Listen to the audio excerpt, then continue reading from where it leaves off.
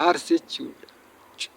Abaarsa sanyiin dhufu qabeenya kiyya bifa laha abaarsa santa bifa birrii humna bakka bu'u farte jechuudha. Na jalaa dhugee fixe qabeenya baay'ee jechuudha.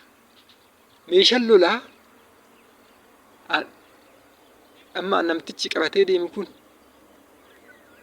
hafuura qulqulluun argachuudha. Efesoon 6:11 irratti haxxummaa seexanaan mormuu dandeessan mi'a lolaa kana Waaqayyoo guutumatti dhaayi.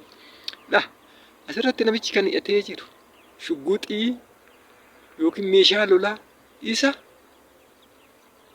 fiizikaalii qaama keenyaan arginu hin ta'in isa hafuuratiin jechuudha. Bineechicha rukutee ajjeesuu danda'u laha. Asirraa maal hubanna seetti? Namni tokko nama laha ka'ataniif aga fe'e ka'anneef seexana mo'uu hin dandeenye. Tooftam seexana ittiin moonu meeshaa lolaa isa haxxummaa isaa ittiin cabsinu sana hidhachuudha. Amma nan kadhaa hoon kadhu achuma deemtii hin deebitii achi deebitii hin deebitii. Ani humna kiyyaan ka'ataan cabsuu hin dandeenye. Namni meeshaa hojjetaa wangeelaa kun meeshaa lolaa waan hidhatee haxxummaa humna sanarraa rukute jechuudha. Akkanatti hiikama.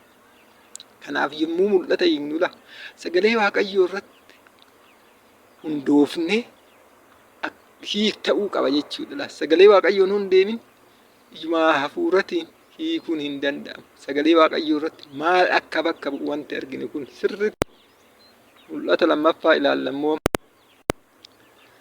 Mul'anni lammaffaa immoo an sababa adda addaatiin amantaa makaana Yesuus ture jalqaba jechuudha Adaama irratti. Sababa adda addaatiin amantaa makaan irraa gara mulu wangeelii Awwaash Malkaasattiin eegale jechuudha waaqeffachuu.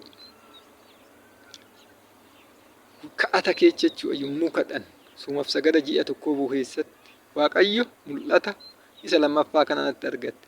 Amantoota waldaa kiyya duraanii yeroo isaan waaqeffatan guutummaatti natti agarsiise jechuudha. Echa keessa waldaa warra guutuu wangeelaa duwwaa waaqeffadhu jechuudha. Achumatti kadhu Waaqayyo natti agarsiise.